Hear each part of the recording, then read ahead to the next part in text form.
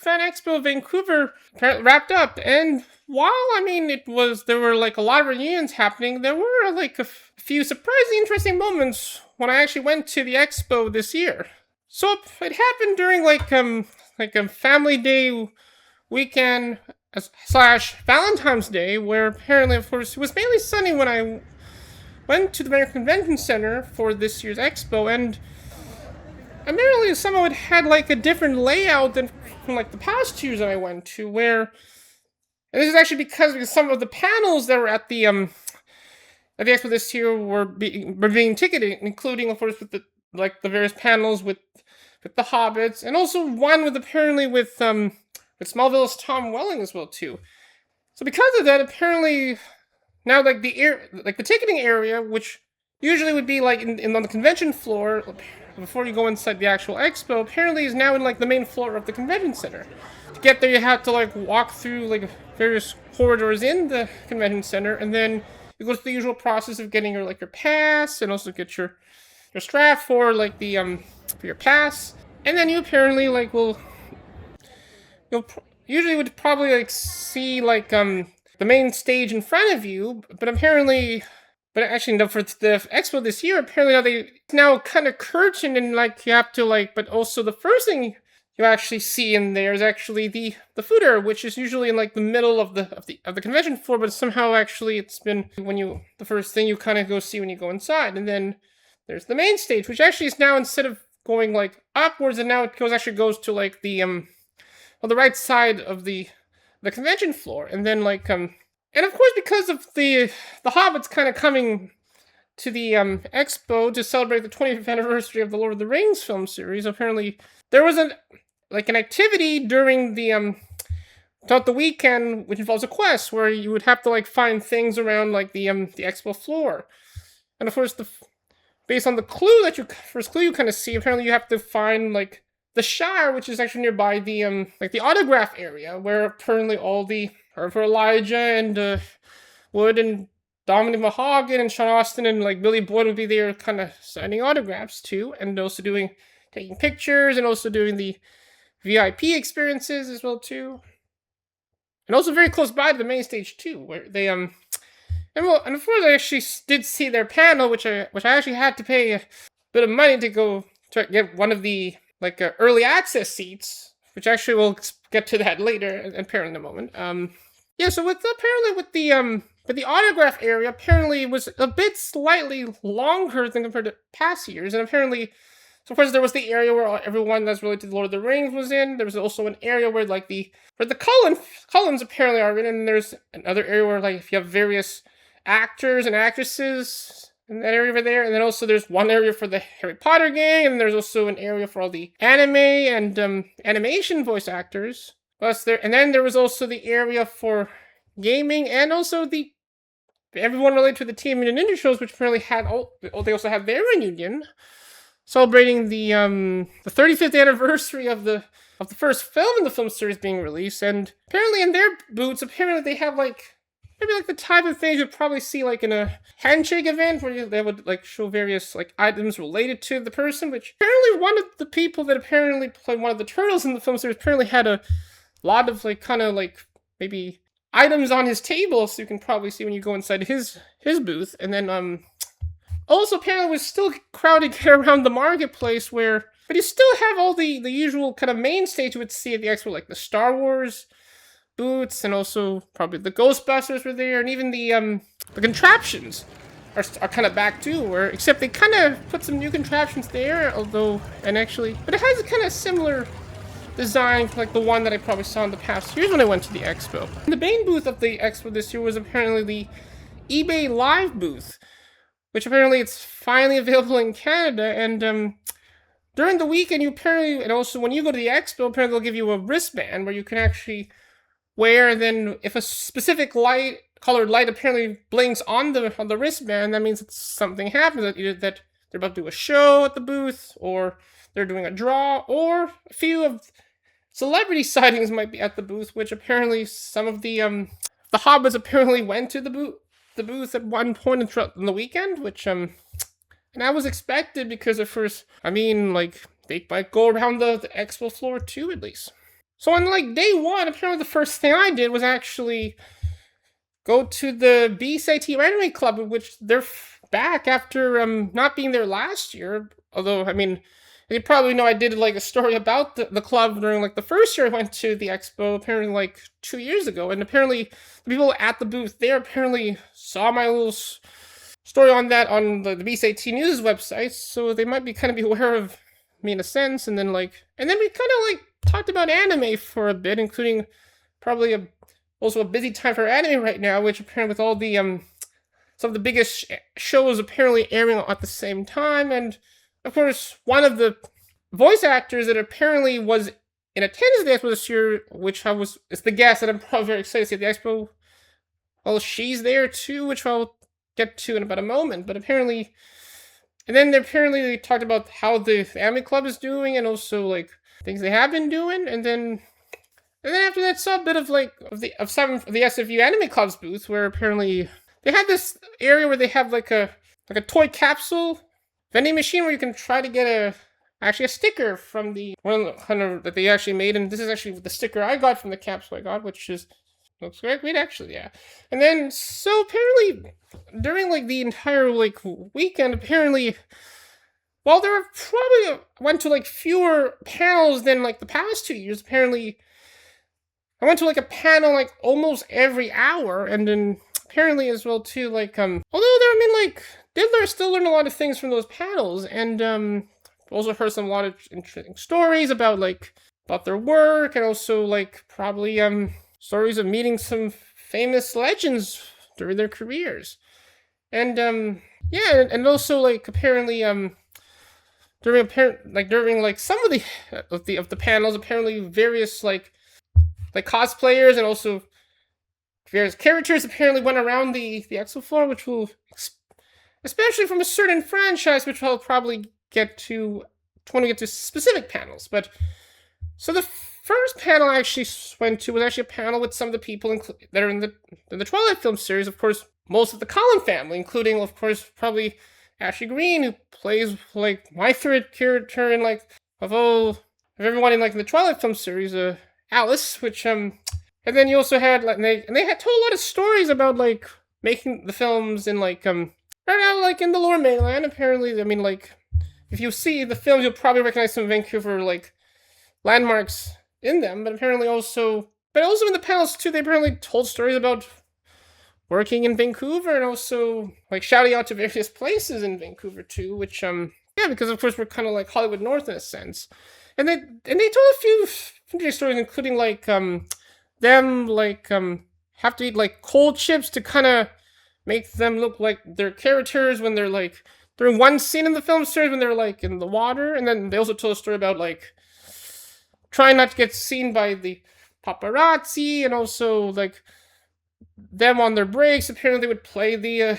Twilight board game, which was a fun story they told. And then Ashley and one of her co-stars apparently revealed a preview of a film that they're actually working in, like that they'll actually be released later in the summer, which they actually was like the first time they showed it. Actually, it does involve a pregnancy, which also Seth Green's in it. So I mean, it's an independent film too, so it'll probably be very interesting for that. Then after that, apparently had to go a few meters away to one of the other theaters in the expo for the reunion involving the Teenage Mutant Ninja Turtles, which actually began late because apparently the Idol concert that was happening before that panel apparently ended late. So we had to see a bit of one of the performances, and there were a few like Wodagay apparently moving their glow sticks, as you would probably expect from an Idol concert, which while I was waiting, I was also talking to other Teenage Mutant Ninja Turtle fans who were like, "Oh, you're also a Teenage Mutant Ninja Turtle fan waiting for this?" And then it's like, yeah. And then we had to like wait, and then after that, the gang came in, and like it was a great concert before they showed up, and they told a lot of stories about making the Teenage Mutant Ninja Turtle series, which, interestingly, the person that plays, like, April O'Neil Judith Hogg, apparently, out of everyone in the film series, apparently she's, like,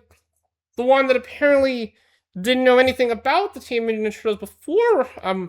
like, working on them, and like, she also talked about like when she was working on another film before the first Teenage Mutant Ninja Turtle film. She apparently like she was in a film with Robin Williams, and then like she told him about the film, and like Robin Williams then all of a sudden went like fanboying, and then like and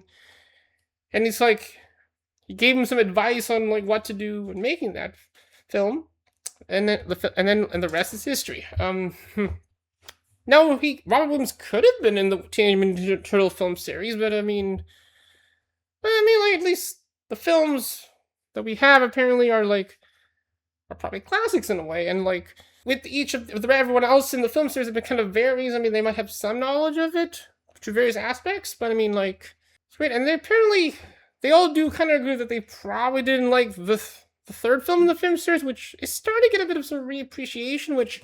I still didn't see it yet because, of course, I actually saw the first film in the the box that has the trilogy, which I was gonna ask the person that plays April O'Neil Drew the Hot to actually sign my copy of the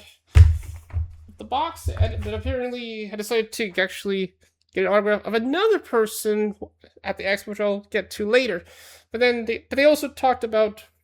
making the films, and also like what was kind of the differences on working on all of the films, where apparently there was kind of production change kind of when they were working on the third one, and they apparently also wrote a book about that, which they actually and interesting with their booths in the autograph areas. Apparently, like you can actually, if you go to their booths, you can get a raffle ticket where you can like try to win a copy of the book, and they do that like at least during most of the expo at around like 4:00 in the afternoon, and then like that was actually interesting. And then but then after that, then I kind of went to the theater next door for a reunion involving like Death Note, at least with the original anime, which most of them were there, but somehow one of them was probably not at the panel, but apparently maybe she was busy still doing autographs, and apparently like they told a lot of stories about the show, and also like how apparently that the dub version was apparently like improved some things from the original Japanese version, but apparently at the same time kind of maintaining the integrity of the original Japanese version. And fun fact, they even also did the dub version of the live action film series, which probably could see that at some point. But I mean like and then they also and also they all also agree they kind of do not like the Netflix version of Death Note, which I wonder if they're still going to do that TV show version of Death Note, like created by the Duffer Brothers, which I wonder that's still happening. And then a lot of apparently yeah. And then like after that, then I think I had like a little quick snack and I tried one of this limited edition drinks they had at the expo, which apparently involves like just kind of like, I think it might have been Harry Potter related, where it has like hibiscus and I think a berry syrup inside, which apparently like actually was refreshing too, and also ate a cookie too. And then apparently went to the main stage where apparently they did the reunion with some of the people in the Goonies, which one of them includes of course Sean Astin, which apparently recently he's recently announced as the president of the Screen Actors Guild, which of course handles now the actor awards. Yeah, I mean like apparently he was there, as well as the person that plays like Josh Brolin's love interest in the film, and Corey Feldman was going to be at the panel too, but somehow because of an unexpected situation where somehow thought he got to his flight on time, but then somehow he arrived late, and because of that he had to go to the next quickest flight possible, and then to Seattle, and then after that he had to like drive all the way to Vancouver and got to the expo floor apparently like just as the panel was about to begin. So, and he was still like probably kind of like his character in the Goonies, which again, I wonder if he actually knows how to speak Spanish. And apparently, like, and so they talked about making the film and how the film is like kind of resonates with a lot of people. I mean, even though I did say that the film kind of like as you could probably say as traumatizing as Poltergeist, but apparently like and then they also And apparently Corey Feldman told a story about like apparently like him thinking that this film is probably going to be a big hit, since knowing about Steven Spielberg, which he probably worked with him a few times before this film, and apparently like so they had a long career too, and they talked about like some of the various things that happened during the making of the film, including when they were making this scene in the cave, and then also talk about working with Richard Donner, who directed the film, which has a story by Steven Spielberg and written by the guy that directed the first two Home Alone films, Christopher Columbus. They also, that was a great reunion. And then after that, apparently, still in the main theater for the reunion involving with Smallville, which apparently was celebrating its 25th anniversary, and everyone was there, including like first Tom Welling and so fellow Vancouver writer Kristen Crook, and as well as and Erica Durant, and also someone in Buffy the Vampire Slayer who was also on the show. I mean, and they told a lot of stories about working on the show in Vancouver, and also apparently Kristen like did a shout out to Tojo's, which of course was the restaurant where apparently the California roll was invented, and apparently one of her friends is actually the director of the documentary about the chef that invented the California roll, with the chef and the ramen, which I actually did see him apparently at the Vancouver National Film Festival when it premiered, as well as the chef himself too, which was it's kind of nice seeing them in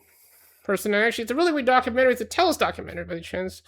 And then they also talked about filming in Abbotsford, and also like working overnight.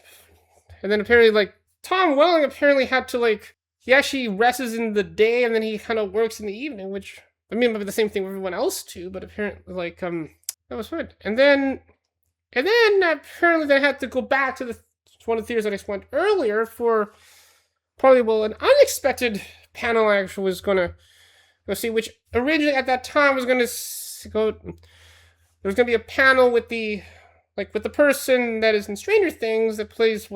Karen Wheeler of Carl Bono, which of course we know dropped at the last minute. And instead we had Karen Fukuhara, who's in a show called The Boys, where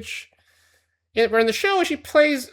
Kimiko, who's like one of the people in the team that try to kicks the heroes like bottoms, and apparently her character apparently is she doesn't talk apparently, and so but yeah, of course that show it's going to be ending soon, and like it's probably like another show I probably have to add to my watch list, which doesn't mean I also have to watch Gen V 2, but yeah, but and it kind of worked for her to be at the Expo because as of right now she's actually filming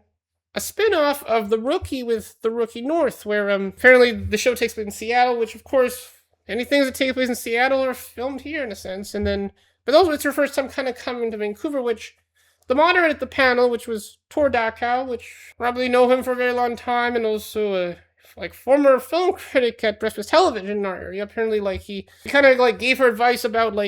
what to eat in Richmond, of course, with the sushi, and also the Chinese restaurants in the area too. And surprisingly, she was also in a lot of things kind of related to anime, including Pokemon Concierge, and surprisingly, The Boy and the Heron, which I'm not going to say which person she plays in the film because it will kind of give away the film, but I mean, if you saw the film, you'll probably know who she plays in it, which, I kind of heard her in that film, so I kind of know her in a way. Yeah, and then apparently she told stories about working on the show in Toronto, and then, also apparently getting training in martial arts, too. And I asked her, a question kind of related with The Boys, even though I didn't see the show yet, but I asked her, were there any, anime characters that apparently, that are kind of silent, that kind of inspired her to portray her character in the show, and then she said a few, and then and apparently that was nice. And then after that panel, I kind of went immediately to her booth, and then we talked more about The Boy and the Heron, and then and The Boys, which I know it's a very dark show, but also at times kind of silly too. But oh yeah, and also it did get an Emmy Award actually, at least for action choreography, which. And then, yeah, she also got her autograph, which you can see over here. It's this picture over here of her in the show. And it says, "To Jerison, Karen Fukuhara, Kimiko. Yeah, she was nice talking to, and then like I'm probably gonna see her in probably the shows, and then also probably rewatch The Boy and the Hare, and to kind of hear her in the film. But then a few minutes later, then apparently another panel happened with Luke Cage's Mike Coulter, which at his panel, I mean, like, he apparently like found that he was actually in a lot of other things other than, well, the Defenders. And of course we first see him in like Jessica Jones, where and then he gets his own show, and then the Defenders have their own show, and while some of the Defenders are seen in like the current like era of the MCU, which first at least we saw Daredevil, and there's a potential that others will come in. I mean, Luke Cage might show up again at some point, possibly, which he's willing to do it. But I mean, like, although he can't say much because, of course, with the MCU, they can't reveal much until something happens, which can happen. And then he was also in The Good Wife and its spin-off, The Good Fight, and he was even in the Oscar-winning $1 Million Baby, where I think he might play the boxer that apparently, well, punches like Hilary Swank's character, leads to her like kind of collapsing on the ring. That kind of blew my mind when he said that. We'll talk about that. Yeah, and then when first people asked him questions, apparently he then went into like a rant about screen time, and that like, well, man, you should probably go outside and touch grass in a sense. And it was a great rant that apparently that happened before I was about to ask him a question, but apparently they ran out of time, and then after, of course, with many of the panels, apparently also as well too, they we do a little selfie with the guests, and after that, apparently I told like Mike apparently like, oh, that was a great rant, and then he kind of thanked me, which was nice, kind of engaging with him, and like I could have got his autograph too, but of course, for the budgetary reasons, I probably didn't do that. But if he comes back, I might get his autograph at some point. And then I ended day one by apparently going to the anime quiz, which surprisingly at the anime quiz this year, I mean, they asked, well, a few questions that were very easy that apparently that everyone that was in attendance apparently didn't know the answer. And they also even asked a question that apparently I think I actually did answer at the when they did the quiz last year, kind of related with the film Mirai, which and yeah, I mean, like, it was kind of very shocking at that quiz that apparently maybe they could try to go back to how they did the quiz back in the past few years, which so maybe also makes some new questions kind of too, possibly.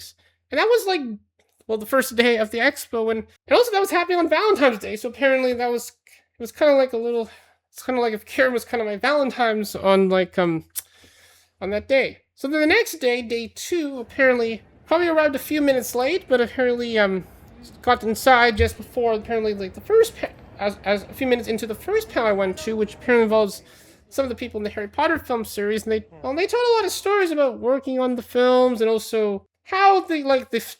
making them was kind of changing, of course, because with the first few films, of course, there were a lot of practical sets, and apparently then in the more later films, apparently they would be filming in kind of, let's say, green screens or blue screens, which and yeah, after that panel, apparently like as I was passing by the autographs area, apparently, of course, in attendance were apparently like the Weasley twins, and also the person that plays Neville Longbottom. When I passed by their area, I mean, like I kind of waved to them, and apparently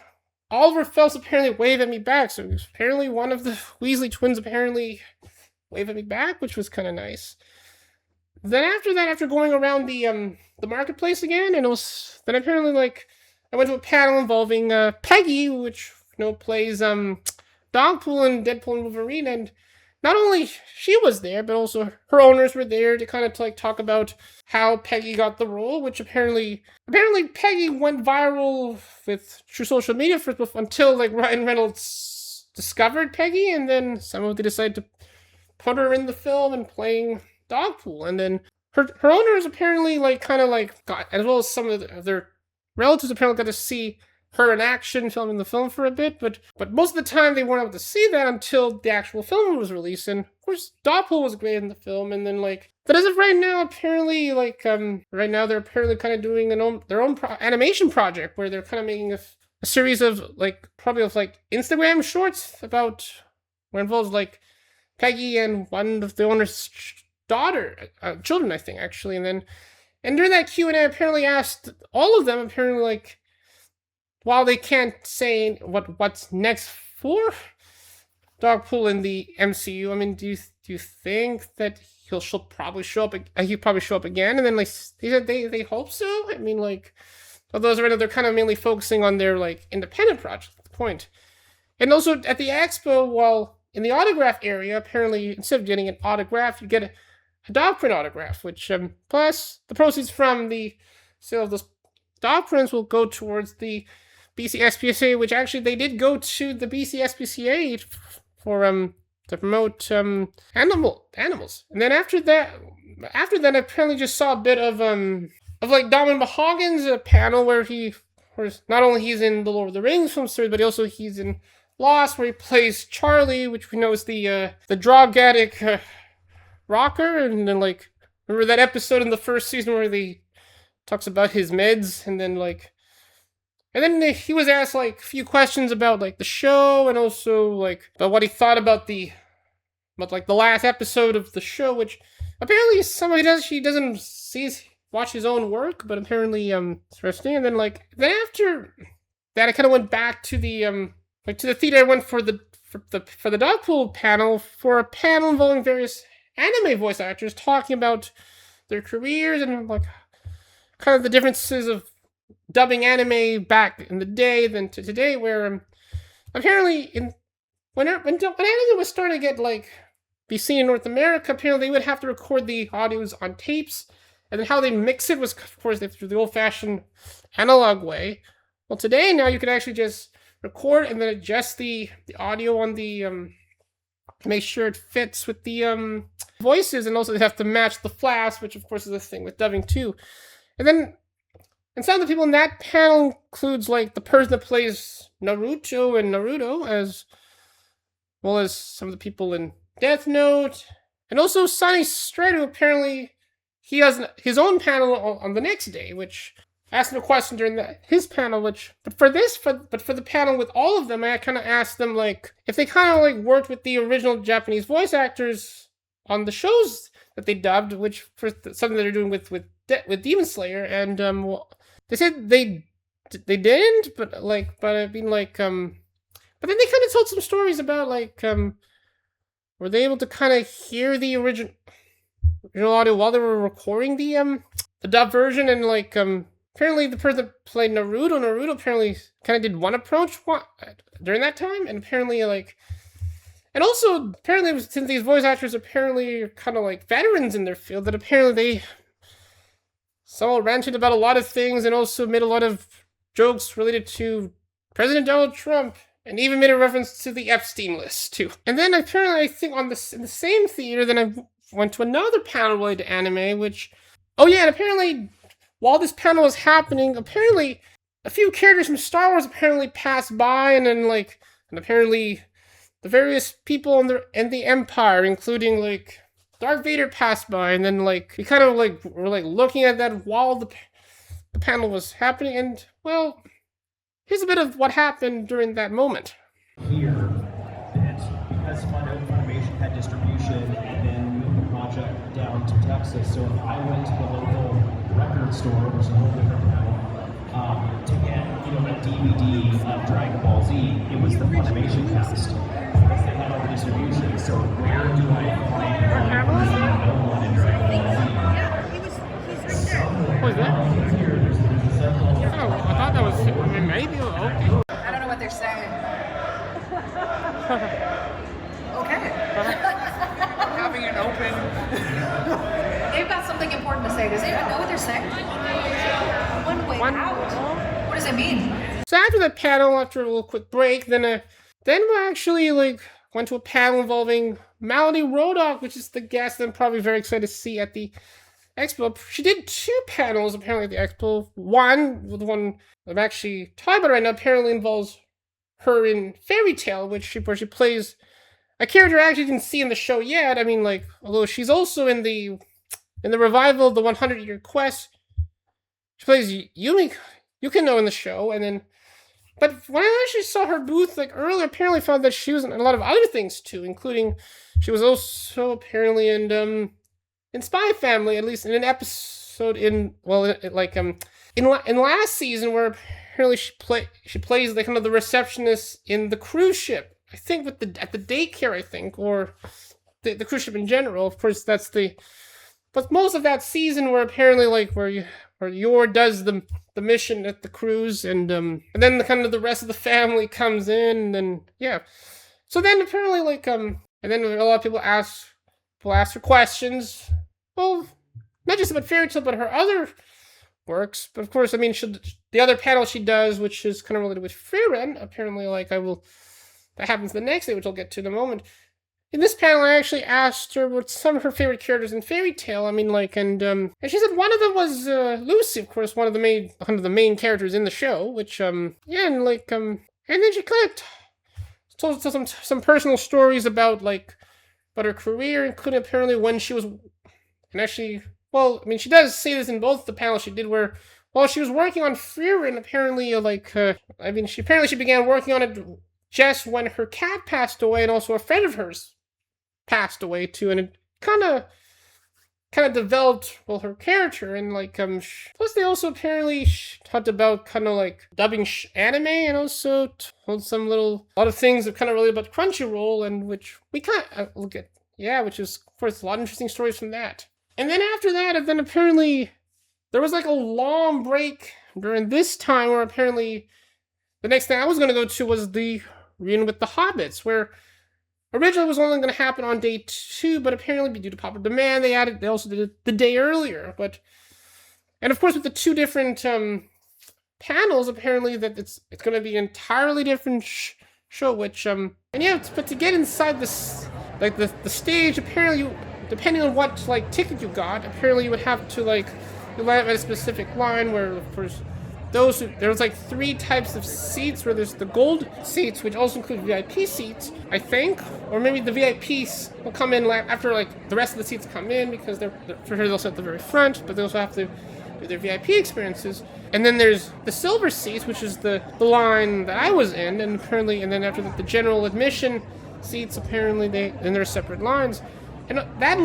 those lines were apparently at the entrance of the expo, where apparently it did lead to some confusion of which line to go to, and also apparently it was got a bit crowded, but I mean, at least it was managed, and we kind of got inside smoothly. And then while we were waiting for the panel to begin, apparently there was a kind of a Kahoot game where we kind of answered questions with Lord of the Rings, and then the panel began, where of course you have all the hobbits coming together, and they began the panel by kind of talking about what they did last night, where apparently they actually went to Vij's, which is famous Indian restaurant, which owned by Vikram Vij, who was a dragon on Dragon's Den back in the day, and I saw him a few times. I mean, Curry, and also them seeing Vikram, which was and at least they did a really nice shout out to Vikram and Vij. So then they apparently then told some stories about working on the Lord of the Rings film series, and then and they played for this version, for this panel, apparently they did 2 games where they would answer questions about which Hobbit would do this, and then as well as a game where the 2 pairs, of course, in the for the Ring film series, Frodo and Sam would apparently go on their little journey, and Merry and Haley would apparently go on their journey with the trees, and then and they would have to apparently throw golden rings and for a few times until one of them gets to a specific number of cycles first. And then they also told the little story about them apparently getting tattoos after they finished filming the trilogy, where apparently they put some tattoos kind of representing the rings that each of the in the kingdom apparently wear, and which kind of also see how that happens in the show involving the Lord of the Rings, Rings of Power, which you have to begin the 2nd season of that show yet, and then unexpectedly, although it was probably expected, but John Rhys Davies and David Mullen apparently showed up, which they were at the expo too, although originally they were going to do their own panel, but they decided to actually put their panel actually with the Hobbits panel. And I mean, and they told stories about working on the films too. It was great. And that ended like day 2 of the expo, which leads up to the last day of the expo, which was probably the fastest out of all of the days of the expo. Which was, I mean, like, that day began with apparently me seeing Malroy at her booth, and like we had a very long conversation talking about anime, especially with Frieren, and like telling about like it's like I thought it was very dark, and then actually it's a very comfy show. And then I kind of told her about the theme songs of the show this season. One of them being made by Miss Greenapple with Lulu, which, by the way, apparently I'm actually going to be. I also told her that I'm apparently going to go to their concert in April, which I'm actually going to be like probably like working on a mini documentary about not only that concert but also various other concerts that'll be happening in Tokyo during that time, which I'll be probably releasing somewhere probably in the summertime, probably eventually, which that'll be soon. But back to Malroy. So then and then we talked about the panel she did yesterday involving Fairy Tail, and also like talked about like the busy season of anime right now with I kind of also talked about like not only her show also on, but apparently also you got like the scenes of Jujutsu Kaisen and Oshinoko, and then after that she apparently signed like I got her autograph at least. And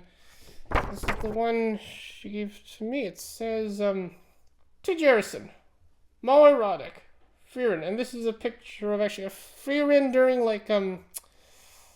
probably a big scene midway into the first season of the show. And actually, while I was, actually the second to last person to kind of see her in her lane, apparently, like, before she actually did the panel related to Frieren, apparently apparently there was another person that apparently was going to see her too. Apparently it was actually one of the volunteers at the expo, and apparently I was originally going to hold like a sign that says that I'm probably like the last person in line, and apparently all the booths apparently have this, and apparently for her booth, apparently her sign apparently has a few stickers kind of related to Frieren, which was kind of nice, and pay for anything you're going to do with her. Apparently he's also an artist, and apparently he made some comics, which kind of looks nice. Maybe he'll come back to the expo probably in the future to promote his his comic work. So then at the panel with her at in the other theater, apparently. So she go into detail talking about Frieren, and also and also kind of working on this season right now, because of course with the dub version of shows, at least on Crunchyroll, apparently they are available, with some of them, apparently they're available like a few weeks after they are aired in Japan, which apparently is like, they will release them about like 3 weeks after it airs in Japan. And yeah, but even like while she was at the expo, she was actually working on this season, and plus, I also apparently learned a few interesting stories from the making of the dub version of the show. Apparently, the assistant director on the show apparently also plays Fern in the dub version, and plus they also talked about the developing Frieren, and also some of her favorite moments when working on the show, including Frieren being excited when she sees a treasure, even though in the beginning of the show, you kind of see her as kind of being emotionless, and then of course with the events that happen throughout the show, which takes place over a period of a few decades so far, apparently she starts to show some emotions, especially with one specific character, which we do see a lot in the flashbacks in the show. And then in her panel, apparently I asked her 2 questions. The first was about first in the show we see a lot of montages of things happening with no dialogue, and there was including one where you kind of see Frieren stuck in the treasure chest, which you do actually do hear audio when they actually do the little the exams at the end of last season. And then I kind of asked her, are there any of those montages that have also had dialogue? And then and she kind of said that they probably didn't need them, but apparently she did talk about apparently those montages kind of being memeable, where you can actually get a screen capture from any of those moments and actually turn them into a meme. And then apparently but it does show that time passes by when these things happen. And then the second thing I asked her was what was her kind of reaction to Garnt mentioning her kind of sending her her profile picture on Instagram to the chin meme, which And apparently, like, I mean, she kind of didn't respond to the question, but she did tell the story again about, like, about the meme, and somehow she kind of talked to the person that drew that meme, and then, like, and then everyone else asked her a lot of questions about Freerin, which, yeah, she was fun. And then the last thing I probably did at the expo this year, and, next I went to the panel involving Sonny Street, where we talked about working on One Piece, as well as told more stories about the other anime shows he worked on. A lot of people asked him questions about One Piece, and I asked him, like, how's it like, the show being part of his life, and he told me that he was the honor of, like, working on probably, like, the greatest anime of all time. And he also said that he is still being fully committed to actually work on the show until it ends, which he actually did work on, like, the entire, like, show so far. Same thing with the rest of the voice actors in the dub version of the show. Was going to the panel involving with Catherine Tate, which you probably know plays Donna Noble in Doctor Who, and but before that, apparently she was probably famous for a show called The Catherine Tate Show, which had that one infamous moment where she apparently, which actually they did a spell segment involving the show on Comic Relief, where apparently one of her characters apparently, like, somehow sees a professor which she kind of thinks is the Doctor, which, and apparently David Tennant, of course, plays the Doctor in that time, apparently was playing this professor, and then this character apparently, like, thinks that somehow, like, he's the Doctor, and then apparently he is. And how her Q&A works was kind of very interesting, because she kind of did kind of like a stand-up comedy routine, and she also and told some stories about working on the show, and then a lot of people asked questions, including the one person that was apparently doing a cosplay of a Dalek, and then, like, who was kind of going around the expo throughout the weekend, and she was kind of, and I actually asked her, like, kind of two questions, one related to Doctor Who and one related to the Catherine Tate Show, where the question related to Doctor Who, where first I kind of said that me and my sister were kind of big fans of Doctor Who, and also that she's probably a big fan of David Tennant's Doctor, and I also told her that I kind of like her, the episode in, like, which was actually the season finale of her season in the show, where you got everyone in the Whoverse coming together, including some of the people in Torchwood and also the Sarah Jane Adventures. And I asked her, Catherine, what was like working on that episode, and then they had a lot of fun, and also kind of being the honor of working with Elizabeth Sladen, who plays Sarah Jane Smith, of course, the assistant, of course, of Tom Barker's doctor, and apparently, like, probably the greatest assistant of the show of all time. Of course, she got her own show with the Sarah Jane Adventures, which ran for a few seasons until she passed away, apparently, after after the production of its last season, which, and then, like, in the question with the Catherine Tate Show, I asked her, like, do you think you're going to revive the show at some point? And said she kind of likes to do it, and she'll eventually do, and yeah, I mean, she was kind of like her character, and it's like, it was kind of like an honor, kind of seeing her in person, which she was originally going to be supposed to be here last year, and then, like, but so she dropped out, and then, but maybe if she comes back again, I'll probably go see her and probably maybe take a picture with her, possibly eventually too. Oh yeah, and when she answered, like, the rest of the questions, she actually got very close to the questions area, and apparently was kind of being like a talk show host, kind of maybe, let's say, like Jeremy Kyle, if you kind of know, like, the talk shows, and kind of like in England too, and then apparently, like, and yeah, that was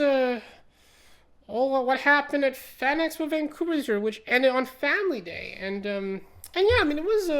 I still had a great time going to it, and I mean, like, and there were some surprise moments along the way, plus also talking to other, like, attendees, talking about various things from pop culture, and also kind of finally get to see the BSAT Anime Club again after not being there last year. Now, hopefully for the expo next year, which hopefully they might, like, invite some people from other shows, including maybe, like, some of the people in the dub version of Dan, or some of the people from the live-action version of One Piece. Also, maybe bring in some of the people from Stranger Things, which just recently ended, which, maybe they can get Finn to come. I mean, he's another fellow Vancouver, right? So, hopefully he comes next year. But if you did go to Fan Expo Vancouver this year. Well, so, like, what were your favorite moments of the expo, and like, how was your time there? Well, I mean, you can put your thoughts in the comments below, and if you enjoyed this kind of recap of Fan Expo Vancouver this year, you can like my video or subscribe to the channel. We'll talk more about things with the pop culture with that. I'm Jason Rochelle, and I'll see you later. Bye, everyone.